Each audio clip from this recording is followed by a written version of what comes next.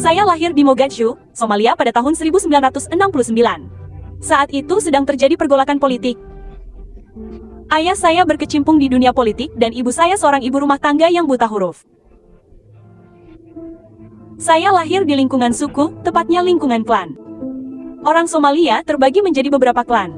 Sangat penting bagi orang Somalia untuk mengetahui klan Anda. Itu semacam kartu identitas Anda. Saya bertemu ayah saya ketika saya berusia sekitar 7 atau 8 tahun di Arab Saudi karena ayah saya dijebloskan ke penjara oleh diktator Muhammad Yatbar.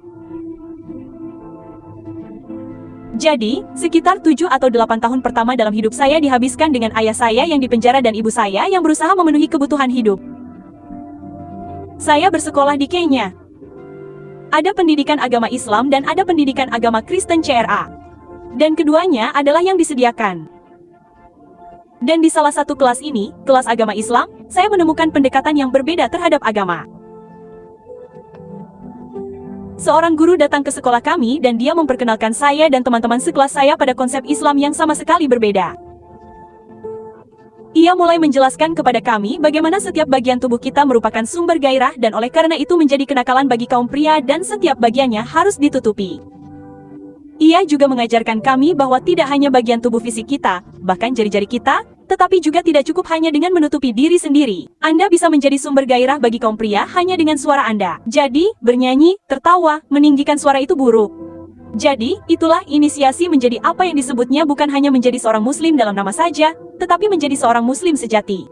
Ayah saya kemudian kembali ke Kenya. Saya berusia 21 tahun saat itu dan akan memasuki usia 22 tahun, dan bagi seorang pria muslim Somalia untuk memiliki seorang putri seusia itu yang belum menikah adalah sebuah teka-teki. Jadi, ketika pria Kanada ini datang dari kerabatnya yang berkebangsaan Kanada Somalia, ia datang ke Kenya dan mereka bertemu di masjid. Saya ditawari kepadanya. Dan bagi ayah saya, yang penting adalah saat itu adalah masa perang saudara. Ini seorang penyedia. Ia seorang muslim yang baik. Ia kerabat kami. Ia adalah garis keturunan kami. Ya karena dia garis keturunan kita, dijamin dia akan memperlakukanmu dengan baik. Dan saya berkata, tetapi saya tidak setuju dengan Anda, ayah. Saya rasa ini bukanlah pria yang ingin saya nikahi. Dia mengatakan bahwa itu adalah kehendak Tuhan. Dan di situ Anda tidak dapat membantah Tuhan. Anda hanya tunduk dan patuh, dan itu saja. Pernikahan akan berakhir. Petik 2.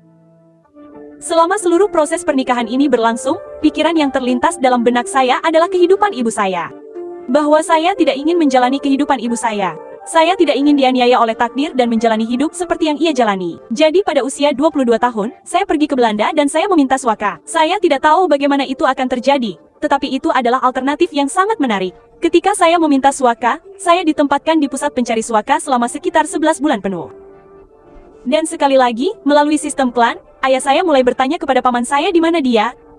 Mereka mencoba melacak saya melalui semua orang Somalia di Belanda. Saya menulis surat ini kepada ayah saya menjelaskan mengapa saya membuat suaka, pilihan dan meminta maaf dan berkata, aku tahu aku telah mempermalukanmu. Aku tahu aku telah melanggar kode. Aku tahu semua hal ini, tetapi aku melakukannya karena alasan ini dan maafkan aku, maafkan aku, maafkan aku.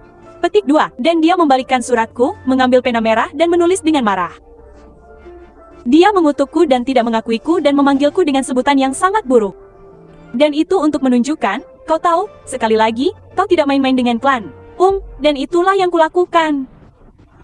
Jadi dalam waktu 4 minggu setelah kedatanganku di Belanda, pemerintah Belanda memberiku status pengungsi, yang merupakan status permanen. Dan aku tidak pernah menyesalinya. Jadi pada tahun 2002, aku ingat memikirkannya dengan sangat serius dan menyimpulkan bahwa aku bukan seorang muslim. Dan ada perselisihan besar dengan keluargaku, dengan klanku, dengan sesama muslim, tidak hanya di Belanda, tetapi juga di luar negeri. Dari semua hal buruk yang seharusnya kulakukan, itulah yang terburuk. Itu satu hal yang bahkan anggota klanmu tidak dapat memaafkanmu. Lebih buruk lagi, anggota klanmu yang seharusnya menghukummu karena ini. Jadi ketika diketahui publik bahwa aku bukan lagi seorang muslim, tetapi aku juga secara terbuka mengkritik Islam, perlakuan Islam terhadap wanita, terorisme, DSB. Orang-orang ini mendatangi ayah saya dan berkata, Anda akan melakukan sesuatu tentang ini atau kami akan melakukan sesuatu tentangnya. Dengan kata lain, Anda akan membunuhnya atau kami akan membunuhnya.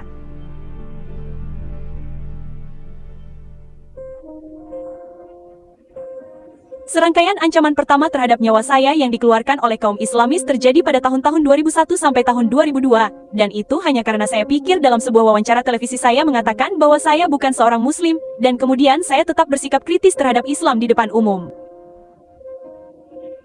Dan itulah serangkaian ancaman pertama, dan pada bulan Oktober tahun 2002.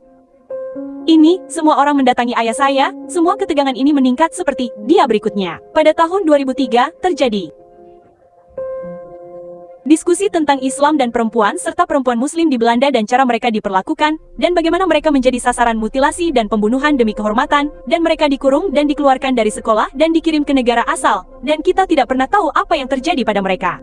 Kata sandi mereka diambil, mereka dipaksa menikah di mana semua pelanggaran ini terus berlangsung dan saya berada di pusat dan jantung dari semua itu. Jadi saya membuat proyek seni ini di kepala saya. Yang ingin saya lakukan adalah mengambil ayat-ayat yang paling relevan dalam Al-Quran, mengambil ayat yang mengatakan pukul dia, bunuh dia, dal. Karena mencoba melakukan perkawinan campur dan menuliskannya pada manekin, pada model yang berbentuk perempuan, dan kemudian saya ingin memajangnya di salah satu museum nasional di Den Haag. Saya tidak tahu bagaimana saya bisa dikenalkan dengan Theo Fungo. Theo Fungo adalah seorang sutradara film Belanda yang sangat terkenal dan bagi sebagian orang terkenal, dan dia berkata mengapa Anda tidak membawakannya idenya untuk saya. Kita tidak akan menggunakan boneka, begitulah dia menyebut manekin. Kita akan menggunakan manusia sungguhan, aktris, dan Anda tinggal menulis naskahnya dan saya akan memfilmkan dan mengarahkannya. Ini ditayangkan pada bulan Agustus tahun 2004. Dan pada bulan November, pada tanggal 2 November tahun 2004, saat itu Selasa pagi, Theo akan bekerja. Pembunuhnya membawa pistol, membawa pisau, mengendarai sepeda, mengejar Theo Fungo, menembaknya. Theo menyeberang jalan, sambil mengatakan kepadanya, tidak bisakah kita membicarakan ini? Kalimat yang disetujui semua orang itu kembali menangkap benturan peradaban atau budaya ini, sifat Islam yang tidak kenal kompromi. Dan ini mari kita bicarakan tentang berbagai hal. Akan menemukan jalan tengah. Dan mereka meninggalkan catatan di tubuhnya. Bagi saya, catatan itu benar-benar fatwa karena pada dasarnya tertulis Anda melakukan ini, Anda melakukan ini, Anda melakukan ini dan untuk aktivitas ini adalah hukumannya dan itu akan terjadi pada Anda. Begitulah cara dia menyusunnya sebagai fatwa. Jadi itulah tragedi yang mengakhiri hidup Theo.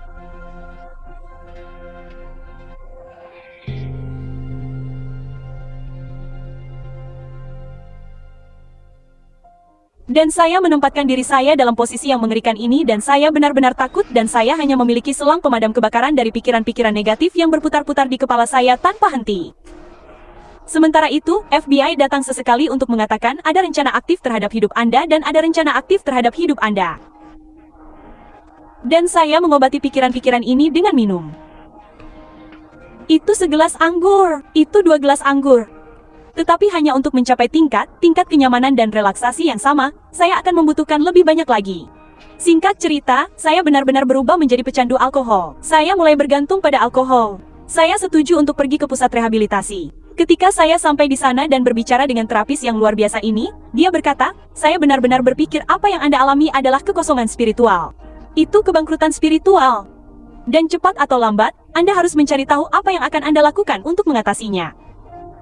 Dan dia memberi saya menu pilihan dari semua opsi.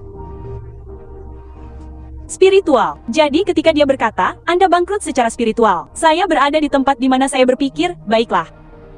Saya meninggalkan Islam, saya tidak akan menjadi seorang Muslim lagi, dan saya mengatakan kepadanya, saya seorang ateis. Saya seorang ateis aktivis, seperti saya benar-benar berbicara di ruangan yang penuh dengan orang-orang yang memberitahu mereka semua tentang sisi negatif agama dan, jadi dia berkata, ini terserah Anda, tetapi yang akan saya sarankan mungkin hanya beberapa latihan yang kita lakukan bersama di mana Anda menuliskan, jika Tuhan ada, apa saja sifat-sifatnya. Dalam proses itu, berdoa, menuliskan sifat-sifat Tuhan, itu membuat saya tersadar, inilah kekristenan. Sosok yang saya gambarkan adalah sosok Yesus Kristus. Itulah ajaran Yesus Kristus. Lalu saya memutuskan untuk berdoa kepada Kristus dan sesuatu terlintas di benak saya dan saya merasa terhubung dan saya merasa seolah-olah seseorang mendengarkan doa-doa saya. Saya tidak dapat menjelaskannya, tetapi saya tidak pernah merasa lebih yakin tentang sesuatu dalam hidup saya daripada saat ini. Dan saya tidak pernah menyentuh minuman apapun sejak itu. Tetapi yang lebih penting, saya tidak pernah memiliki pikiran-pikiran itu sejak itu. Dan saya merasa terhubung kembali dengan suami saya, terhubung kembali dengan anak-anak saya, dengan teman-teman saya. Saya tidak pernah merasa lebih produktif. Hidup ini begitu indah.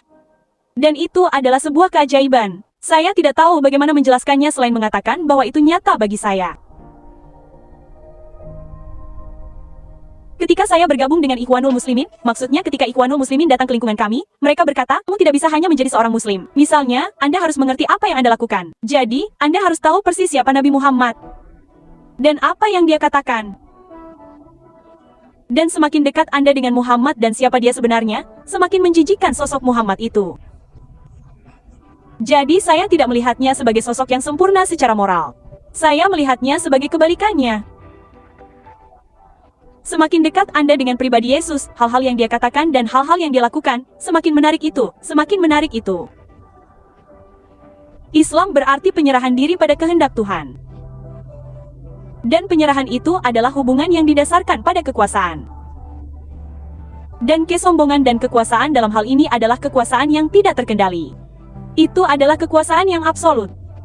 Dan kemudian dalam agama Kristen, cara saya mengalami hubungan saya dengan Tuhan adalah dengan berserah diri pada perintah Tuhan. Dan itu adalah berserah diri pada cinta Tuhan. Dan ketika Anda mempraktikkannya, itu berarti membebaskan diri Anda dari dorongan dan desakan yang membuat Anda menjadi diri Anda sendiri. Sepanjang hidup saya mendambakan kebebasan dan saya mendambakan cinta. Dan sekarang di dalam Yesus Kristus saya memiliki menemukan keduanya. Panggilan Tuhan bagi saya mungkin adalah untuk memperingatkan sesama orang barat tentang romantisme palsu suku.